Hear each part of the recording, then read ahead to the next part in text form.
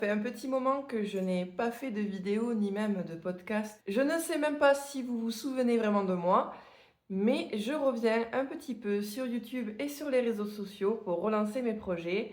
Et donc, je vous devais bien une petite vidéo d'explication de mon absence et un petit peu une vidéo explication aussi de mes projets et de l'orientation que je souhaite faire prendre à ma chaîne, à mes chaînes, qui d'ailleurs je vous invite à les suivre si ça vous intéresse. Donc je suis sur TikTok, je suis sur Instagram.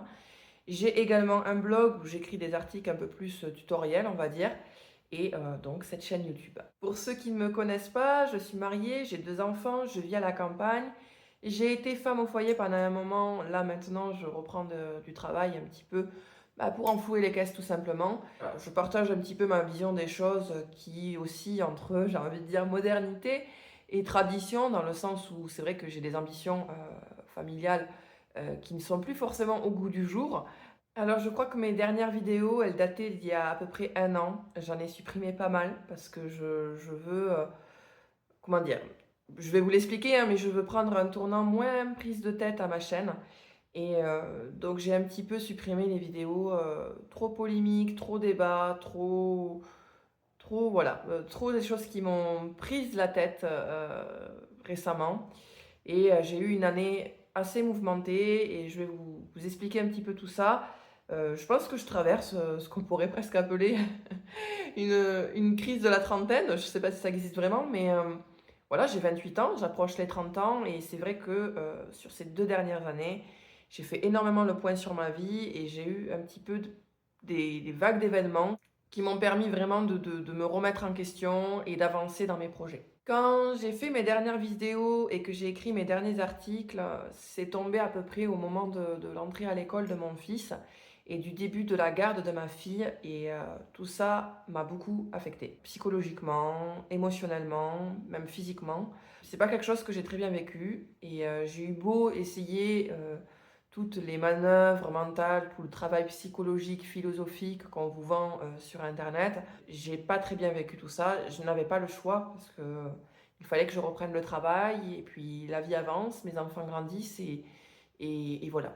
J'ai pas eu trop le choix.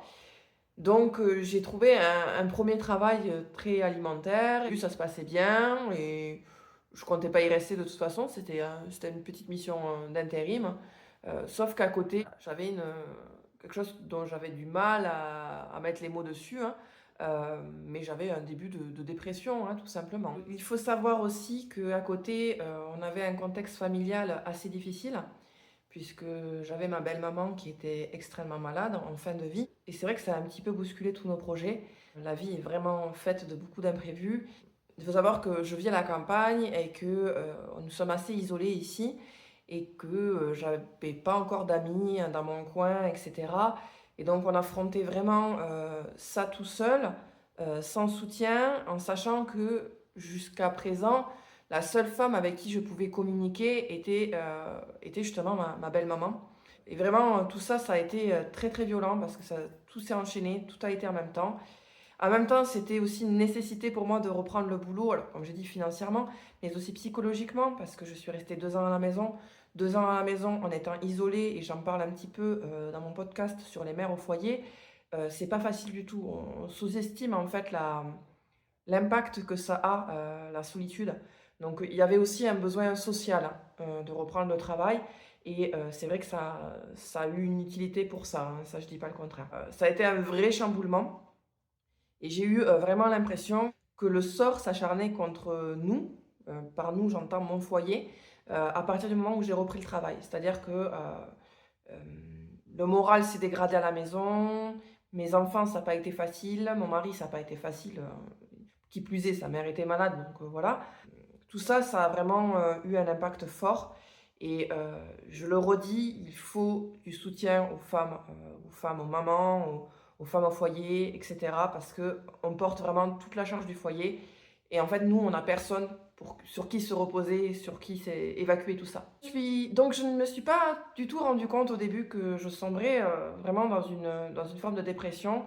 J'ai eu un premier électrochoc à la fin du mois d'octobre parce que, j'ai eu un accident. Donc j'ai eu un accident en revenant du boulot, en plus c'était vers la fin de mon contrat, ça illustrait bien Enfin, moi qui crois énormément aux signes, ça illustrait bien des choses.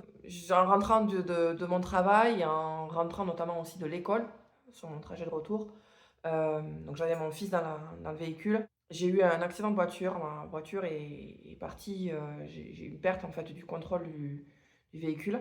Ma voiture est partie, dans un fossé et on est enfin, j'ai un peu du mal à en reparler. On est vraiment des miraculés. Ça a été les mots des pompiers. C'est-à-dire que heureusement, je suis une mamie au volant, c'est-à-dire que je roule extrêmement lentement et ce qui s'est passé ce jour-là, c'est que c'était les premiers jours de pluie après, plusieurs jours de soleil et de chaleur. Donc la route est extrêmement glissante et par chez moi, c'est presque, ça ressemble presque à des routes de montagne et donc j'ai eu les roues arrière de mon véhicule qui n'ont pas du tout adhéré, donc je suis complètement partie dans un ravin. On a été arrêté rapidement par un arbre, heureusement, parce que sinon ça continuait beaucoup plus bas. Et en fait, toute la partie droite de mon véhicule s'est retrouvée écrabouillée et moi et mon fils, on était bien évidemment du côté gauche. C'était un miracle, tout simplement. Et j'ai évidemment très mal vécu cet accident. Mon médecin m'a dit que j'étais dans une sorte de forme de stress post-traumatique. Entre la maladie de ma belle-mère, ça m'a vraiment enfin, ça m'a permis de commencer à me dire que, un, on n'a qu'une seule vie et surtout 2, elle peut, s'arrêter du jour au lendemain. Donc j'ai commencé à chercher un travail qui me plaisait un petit peu plus par rapport à cela parce que, je me rendais compte que là depuis, ça faisait donc 2 mois que j'avais repris le travail, j'enchaînais des choses qui ne me plaisaient pas du tout, et je me voyais mal durer, des mois, des mois, des mois à faire ça. Au nom de quoi? Pourquoi? Financièrement, on s'en sortait pas non plus beaucoup mieux. Donc vraiment j'étais à bout. J'ai vraiment touché le fond à ce moment-là et donc j'ai cherché un travail qui me correspondait un peu plus, mais le sort a encore frappé. Petit aparté, sur ma personne, je suis désolée de parler de trucs hyper personnels comme ça, mais si ça peut permettre à certaines de se reconnaître, tant mieux. Je suis quelqu'un dans la vie de tous les jours de très solaire, même quand tout va mal. Je suis quelqu'un de très dynamique, très souriant, qui rigole beaucoup, qui est très avenante avec les gens. C'est peut-être mon côté très sudiste, je sais pas, mais voilà. Et donc j'ai débarqué dans ce nouveau travail, mais innocente, parce que j'ai de l'expérience de travail, hein, j'ai déjà travaillé avant, j'ai toujours travaillé d'ailleurs, et sauf la petite aparté où voilà, j'ai eu les enfants, mais sinon j'ai toujours travaillé.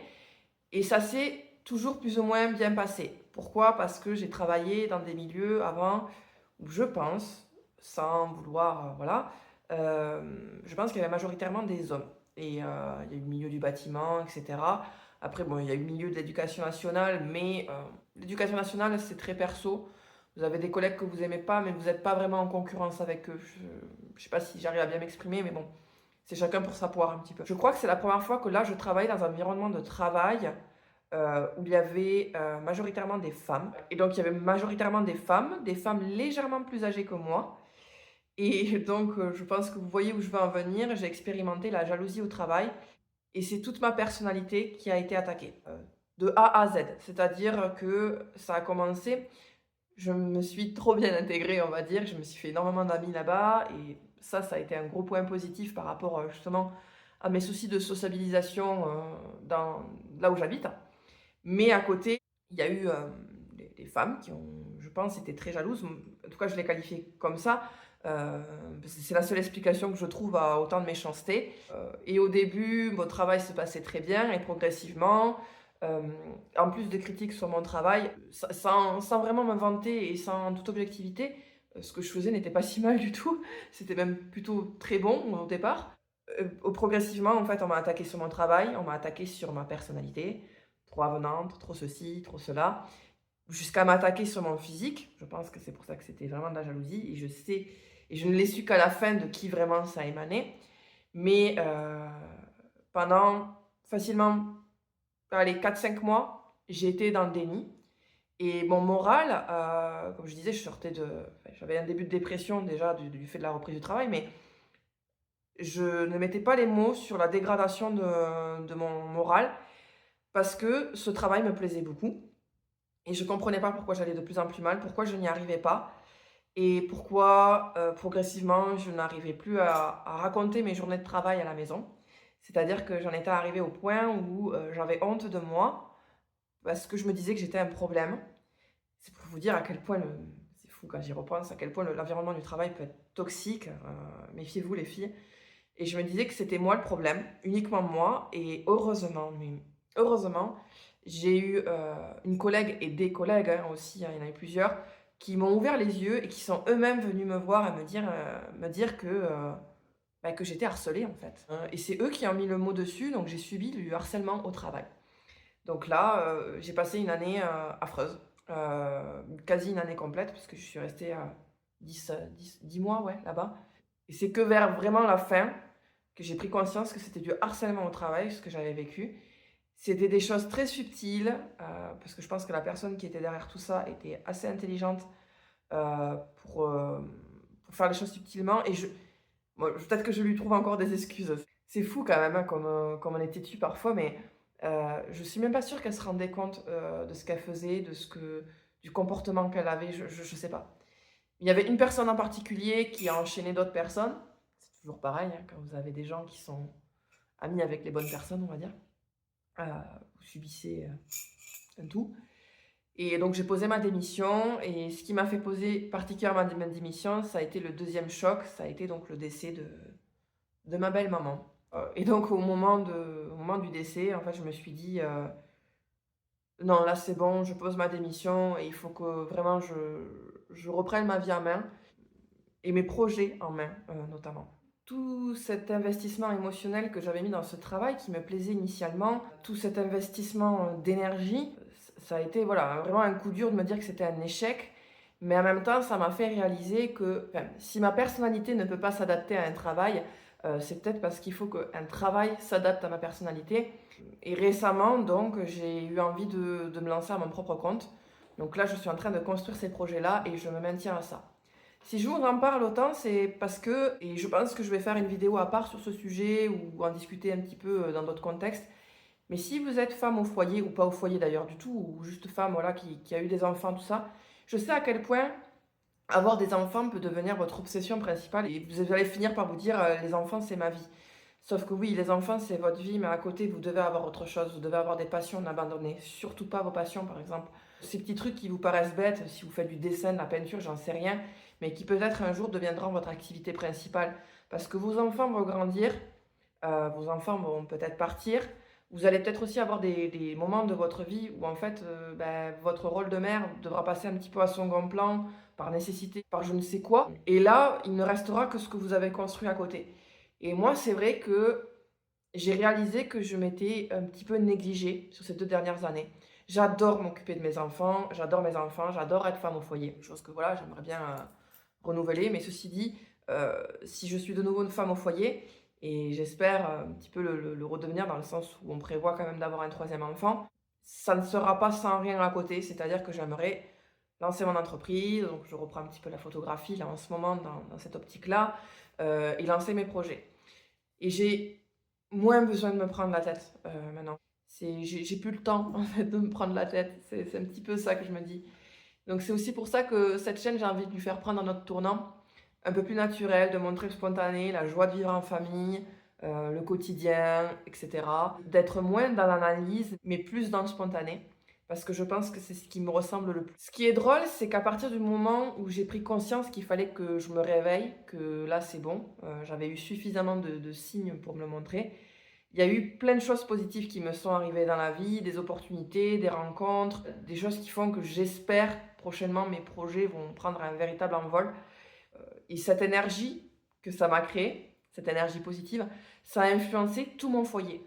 Donc, prendre soin de soi, alors pas que physiquement, pas que voilà, prendre soin de soi psychologiquement, prendre soin de ses projets, prendre soin de tout ça, ça a aussi une influence sur tout votre foyer. Je suis beaucoup plus rayonnante ces derniers temps, donc mon mari l'est beaucoup plus aussi. Lui aussi a repris des projets, lui aussi a repris la vie. La maladie, en plus d'un proche, euh, c'est triste à dire, hein, mais a tendance à affecter tout le monde, même involontairement. Je suis désolée si vous êtes malade actuellement, mais je dis une réalité brute, mais c'est aussi pour les aidants, pour qu'ils comprennent que c'est important de prendre soin de soi. On a tendance, quand on sait que la vie pour quelqu'un va s'arrêter, à arrêter la vie tout court, c'est-à-dire à arrêter de parler du futur, à arrêter de parler d'avenir, à arrêter de vivre en fait tout simplement. Et je vais dire quelque chose de cru, mais c'est réel. On ne vit pas pour les morts. Et la vie ne doit pas s'arrêter parce que elle s'est arrêtée pour quelqu'un d'autre, etc. Ou elle risque de s'arrêter pour quelqu'un d'autre. Et je pense même que si vous avez un entourage malade, un proche malade, très malade, c'est au contraire en vivant, en rayonnant, que vous maximisez ses chances de survie, ses chances d'avenir, ses chances d'avancer. Parce que je pense qu'il n'y a rien de pire pour un malade que de voir les autres s'arrêter de vivre pour soi. C'est hyper culpabilisant. Et on le fait involontairement, hein, on le fait involontairement parce que par une forme de pudeur, par une forme de plein de choses. Mais il faut avoir conscience que la mort fait partie de la vie. Et c'est bête, hein, je sais que c'est un truc cliché que je vous dis, mais on n'est plus assez habitué. On va dire que la mort, on la met de côté et on n'y pense pas tant qu'on n'y est pas confronté, soit nous directement, soit via un proche. Et c'est que quand on y est confronté qu'on se réveille. Donc nous, on a eu beaucoup de chance, entre guillemets, entre l'accident, entre la maladie de ma belle-maman, tout ça, d'avoir ces trucs qui nous secouent un petit peu.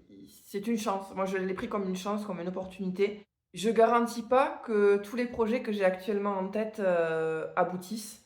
Mais ce que j'ai compris, c'est que c'est le chemin le plus important. Là aussi, ça fait phrase très cliché. C'est quelque chose auquel je pense qu'il faudrait faire pareil, un sujet particulier, une vidéo en particulier. Le fait que il est important d'avoir toujours des projets dans la vie et de ne pas s'arrêter qu'à un seul projet. Parce que nous, c'est ce qui s'est passé également, c'est que dans ce même laps de temps là, de ces 2 dernières années, on a réalisé sur ces 10 dernières années, on voulait des enfants, on les a eus. On voulait une maison, on l'a eue. On voulait se marier, on s'est marié. Et, et on s'est retrouvé à la fin avec plus rien. Et je pense qu'il y a eu aussi ce vide qui a énormément joué sur notre morale. Et là, le fait d'avoir repris un peu du poil de la bête, on a plein de nouveaux projets, des petits projets qui sont assez réalisables, des projets moyens qui sont voilà, réalisables avec un peu d'effort, et des projets qui peuvent être vus comme complètement fous, peut-être irréalisables, mais on s'y accroche quand même, parce que c'est cette volonté, c'est se lever ce matin c'est se lever avec ses objectifs, avec ses rêves, qui fait qu'on est motivé, qui fait qu'on est plein d'entrain. Et alors que quand on n'en a pas, on a l'impression de répéter une routine et de ne pas avancer. Je pense que oui, là, j'ai approché une sorte de crise de la trentaine qui m'a fait réaliser tout ça. Mon mari, lui, c'est plus la crise de la quarantaine, du coup. Et on s'est réveillés un petit peu en même temps. Je pense que c'est très facile de s'enliser dans son quotidien, qu'on soit parent ou pas parent d'ailleurs, hein. Il faut vraiment veiller à ça. Ce que j'ai compris sur ces dernières années, c'est que même si vous arrive plein de catastrophes, plein d'événements assez tragiques, en fait justement les événements sont tragiques selon la façon dont vous les interprétez et la façon dont vous les acceptez, la façon dont vous les transformez. Tous les événements que j'ai eus, ça aurait pu enfoncer encore plus certaines personnes qui vont mal. Nous, on a décidé de les prendre comme des tremplins, comme des électrochocs un petit peu. Et je pense que ça va nous attirer du positif. Voilà. C'est aussi pour ça que je reprends cette chaîne, ces projets, parce que en retombant sur mes podcasts, en retombant sur mes vidéos, en retombant sur mes articles, je me suis dit, c'est dommage d'avoir abandonné ça, de l'avoir laissé de côté, parce que ça démarrait plutôt bien, voilà, ça prenait bien. S'il faut, j'aurais pu aller beaucoup plus loin dans ces projets-là si je n'avais pas abandonné sur cette dernière année. Moi, j'en avais clairement pas l'énergie et le moral pour le faire. C'est aussi pour ça que j'ai disparu pendant 1 an. Mais là, j'ai vraiment envie de m'y mettre et si vous voulez m'encourager, ça serait top. Donc, je suis impatiente de vous partager la suite qui sera moins de blabla, peut-être du quotidien, des vidéos de ménage, j'en sais rien. J'ai envie d'être plus spontanée, d'être plus en accord avec moi-même. Si vous voulez continuer à me suivre, tant mieux. Sinon, tant pis. Et voilà. Je vous dis à très très vite.